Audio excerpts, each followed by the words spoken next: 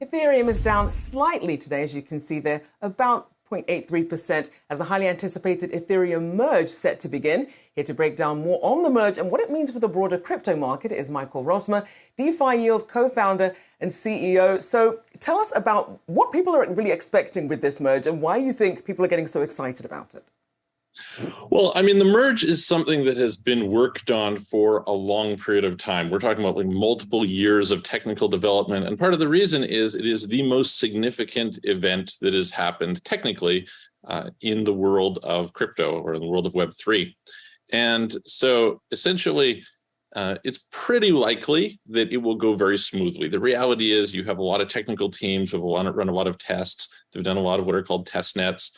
And so it's probably going to be fine, but it's going to change fundamentally how the network works. And that's going to have a big impact on the ecosystem. And it's uncertain how that's going to go, but it could be really good if it all goes well.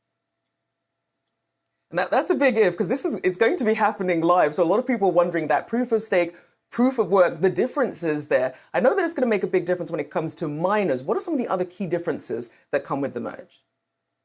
So there's a few, probably, I guess we could break it down into three areas. So the first is just from the standpoint of environmental. I mean, we've had a big concern kind of from the whole ESG community around issues of kind of the energy consumption involved in mining. And so that's going to go away. The energy consumption will drop by orders of magnitude. So that's, a positive.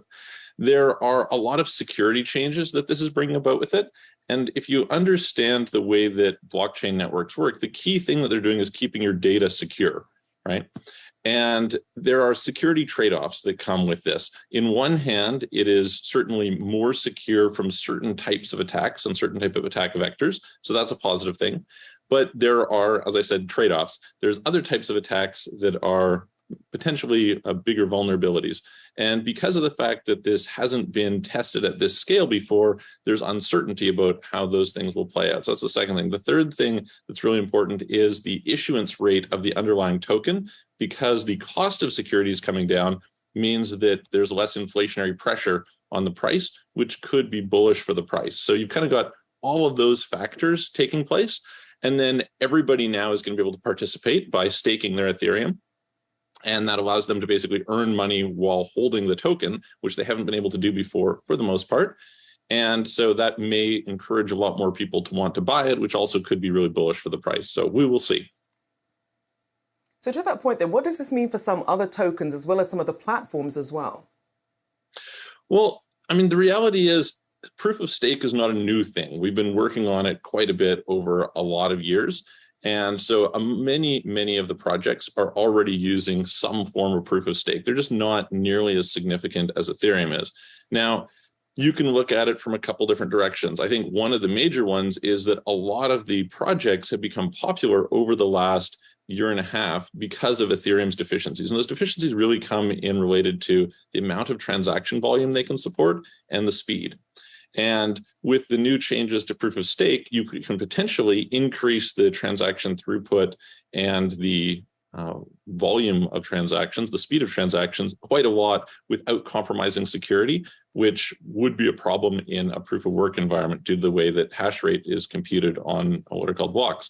So with this, it's going to make Ethereum more competitive in theory compared to some of the others. And so that's going to force others to either up their game, or possibly you may see a lot of projects decide it's just not worth it to build on some of these secondary chains. So we'll see. And we know that obviously data protection and security, a big component of why perhaps some people are hesitant. We've also seen a rise in the number of hacks tied to crypto, make a lot of headlines. And obviously that's something that can put the wider adoption of crypto under threat. But I want to ask about your thoughts on where we are with crypto security and hacks, and how you think the merge might encourage other platforms to do better in that regard. It's a good question how the merge will play into it. There's different, as I said, different types of security vulnerabilities. The idea behind the Ethereum design is that you can use Ethereum's underlying security as a very big player and then build on top of it without having to bring your own security, which is costly and difficult to bootstrap for somebody who doesn't have it already. And I tend to be quite bullish on the changes that we'll see over time. The example I always give people is look at viruses in kind of the Windows 2000, Windows XP days. They were terrible, right? For a lot of years, you had just one piece of malware after another.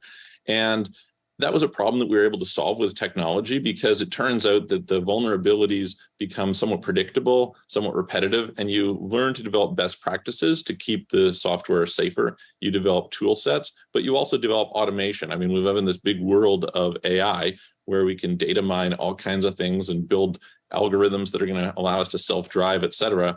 So when you can take that kind of automation, that kind of technology, it's one of the things we're doing at DeFiYield, my company, and basically build almost like smart contract antiviruses, then you're going to be in a position where I think you can clean up a lot of that. So we're in the early days, and the fact that we have seen so many hacks and so many scams and so much lost money is a sign of that. But I think that given time, we're going to address these things. And so probably 10 years from now, just like nowadays, what was the last big virus or piece of malware that you heard about on Windows or OS X? You don't hear about them. It's probably the same is going to be true in crypto and Web3 10 years from now. And we know that a lot of retail investors really looking for sort of some of these high yield returns, but we saw sort of the downfall of that. Things like Voyager, some of these other platforms that essentially act like CD accounts. So as at DeFiYield, how do you differentiate what people should be thinking of when they think of some of these platforms versus just holding the keys themselves to their wallet? Well, we're very big believers on non-custodial, right? So the idea that you can hold your own keys to your wallet. So that's like a big part. Our platform, we never hold other people's money, and that takes away the institutional risk. The whole idea behind cryptocurrency and behind Web3 is supposed to be that you're building an environment that you do not need to trust any centralized institution. And that's certainly been a problem for all kinds of people. Now, I think that when everything's exciting, you tend to think, oh, I'll just get a little bit lazy and go accordingly. But I think it's also a function of the amount of education and thought process that people have. As people get used to it, it's a little bit like, becoming computer literate. You're going to become crypto literate. A lot of people don't understand how their crypto wallet works at this point in time.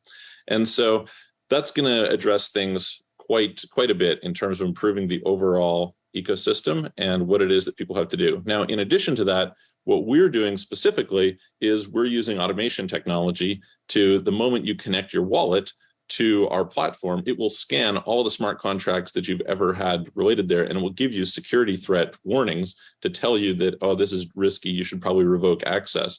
And so because people aren't going to have the technical sophistication in order to be able to audit smart contracts themselves, or honestly, even the interest to go and research every individual thing that they're approving. I mean, you think about how many little pop-ups come up on your normal desktop browser for all kinds of, whether it's cookies or whatever, you don't know what's in there, right? So we need to have tools that allow them to identify what is risky and what isn't, and stay away from the ones that are risky or revoke access to those. And so that's what we're doing.